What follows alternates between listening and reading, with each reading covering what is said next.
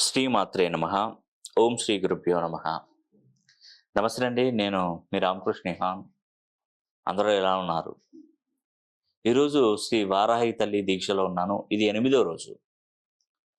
వారాహి అమ్మవారు చాలా చాలా శక్తియుక్తులు గల అమ్మవారండి.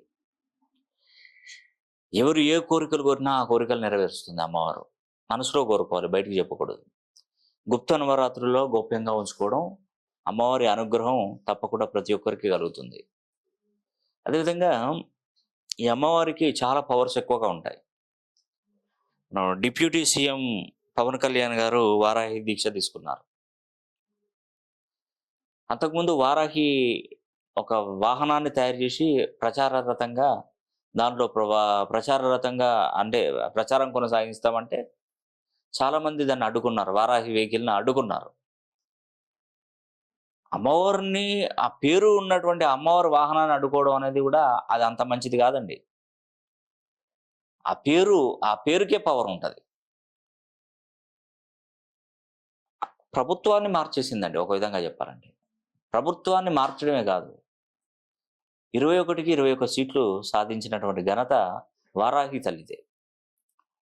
నిజమండి. ఇది ఎంత అద్భుతం అంటే అంత అద్భుతం అండి. మామూలు విషయం కాదు ఇది ఒక విధంగా చెప్పాలంటే. టైం అండి ఒకటేనండి, గుర్తుపెట్టుకోండి. అమ్మవారు వీళ్ళు ధనవంతులా, వీరు గొప్పవారా, వీరు సామాన్యులా, వీరు పేదవాళ్ళ, ఎవరైనా ఈ యొక్క దీక్ష తీసుకోవచ్చు. అందరికీ అదృష్టం కలిగే విధంగానే ఉంటుందండి. ఎవరి స్థాయిని బట్టి వాళ్ళకు ఆ యోగం అనేది కూడా కలుగుతూనే ఉంటుంది. కానీ పాజిటివ్గా ఉంది, పాజిటివ్ ఎనర్జీ ఉంది. చాలా బాగుందండి. అమ్మవారు మాల వేసుకున్నప్పటి నుండి నేను ఎప్పటివరకు ఈ మాల అనేది కూడా ఎప్పుడు వేయలేదు. చాలా పాజిటివ్గా ఉంది. ఇంకొకటి ఏంటంటే, నాకంటూ కష్టాలంటూ ఏం లేవు. నేను ఏమైనా కోరుకుందామన్నా కూడా ఏం లేదండి. నేనేం కోరుకోను. కానీ ఒకటి మాత్రం కోరుకున్నాను. అదేంటంటే, ఇప్పటివరకు నా దగ్గర కరెక్షన్ తీసుకున్నటువంటి ప్రతి ఒక్కరికి అమ్మవారి అనుగ్రహం కలిగి వాళ్ళు కోట్లు సంపాదించాలి, లక్షలు సంపాదించాలి, వ్యాపారంలో అభివృద్ధి చెందాలి, ఉన్నతంగా జీవించాలి అని నేను వాళ్ళకు ఆశీర్వచనాలు ఇవ్వమని అమ్మవారిని వేడుకున్నాను. మా గురువుగారు చెప్పింది ఒకటేనండి. ఏ దేవుడైనా ఎవరైనా కూడా మోక్ష సిద్ధి కలగాలంటే నీ కుటుంబం గురించి, నీ గురించి కోరుకుంటే మోక్ష సిద్ధి జరగదు. నువ్వు ఎవరినైనా తలుచుకొని వాళ్ళు మంచి జరగాలని కోరుకుంటే వాళ్ళకు మంచి జరుగుతుంది, నీకు మంచి జరుగుతుందని. అవునండి. ఈరోజు నేను అమ్మవారిని కోరుకున్నది అదే. మీరు బాగుండాలి, మీ కుటుంబ సభ్యులు బాగుండాలని అలా కోరుకునే వాళ్ళు, మన బ్లడ్ రిలేషన్ కాని వారు ఎవరు కోరుకుంటారు మనల్ని బాగుండాలి? అలాంటి ఈహం, స్వార్థం, ద్వేషం లేకుండా ఎవరు కోరుకుంటారు? గర్వం లేకుండా ఎవరు కోరుకుంటారు ఈ రోజులలో? కోరుకుంటే నీ తల్లిదండ్రులు కోరుకుంటారు, ఆ భగవంతుడు కోరుకుంటారు. కానీ బ్లడ్ రిలేషన్ లేని వాళ్ళు ఎవరు కోరుకుంటారు? ఎవరు కోరుకోరండి. ఎప్పుడు కూడా మీ యొక్క వినాశనాన్నే ఎదురు చూస్తూ ఉంటారు. నువ్వు ఎప్పుడైతే పాడైపోతావో, నువ్వు ఎప్పుడైతే డౌన్ఫాల్ కావాలని అందరూ చూస్తుంటారు, అది వాళ్ళకు సంతోషంగా మారుతుంది. చాలా సంతోషం అవుతుంది నువ్వు వినాశనం అనేది.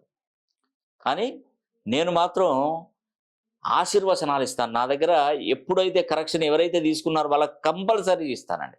ఎందుకంటే వాళ్ళు నన్ను నమ్ముకొని నా దగ్గరికి వచ్చారు.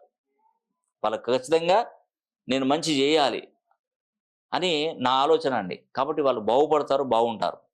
అదేవిధంగా ఈరోజు వీడియోలో చెప్పేది ఏంటంటే, నేను చెప్తున్నటువంటి రాసులు అప్రమత్తంగా ఉండండి. నేటి నుండి కోట్టు కొల్లగొట్టబోతున్నారు. బాగా సంపాదించారనుకోండి, అందరి కళ్ళు నీ మీదనే పడతాయి. అవి ఏ రాశిలో తెలుసా? కన్యా రాశి, వృశ్చిక, మిథున, కర్కాటక 4 రాశులు రాసి పెట్టుకోండి. ఎందుకంటే నువ్వు ఉన్నతంగా జీవిస్తున్నావు, నీకు మంచి డెవలప్మెంట్ వస్తుంది, వ్యాపారం నడుస్తుంది అంటే అందరూ నీ వైపే చూస్తారు. నువ్వు 4 పైసలు సంపాదించి చూడు, నీ కళ్ళన్నీ నీ మీదనే పడతాయి. అబ్బా ఇంత సంపాదిస్తున్నారు, ఇంత చేస్తున్నారు, అంత చేస్తున్నారు, కళ్ళన్నీ నీ మీదనే పడతాయి. అప్పుడు ఏం చేస్తుంది? నెగిటివ్ ఫోర్సు నీకు పనులు కాకుండా చేస్తుంది, నేను అగాధంలోకి ముంచేస్తుంది. ఒకప్పుడు లక్షల కోట్ల రూపాయలు మెయింటైన్ చేసే వాళ్ళు ఈరోజు వాళ్ళు రెంట్ హౌస్లో ఉండడానికి ఒక 5,000 4,000 రెంటులు కట్టుకోలేని పరిస్థితిలో ఉన్నారు. మరి దానికేమంటారు? చెడు దృష్టి చూస్తే నాపరాయి కూడా 4 ఒక్కలవుతుంది. ప్రపంచంలో ఉన్నటువంటి దృష్టిలలో మానవ దృష్టి అతి శక్తివంతమైనది, అతి భయంకరమైనది. అవునండి. చాలా మానవ దృష్టి, నరదృష్టి అనేది కూడా అది చాలా పవర్ఫుల్ అండి.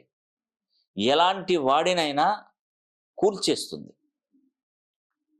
జగన్మోహన్ రెడ్డి గారికి కూడా అదే దృష్టి, ఎక్కువగా దృష్టి పడి పడి పడి మొత్తం అతను డౌన్ఫాల్ అయిపోయాడు, మొత్తం చెడు దృష్టి పడి.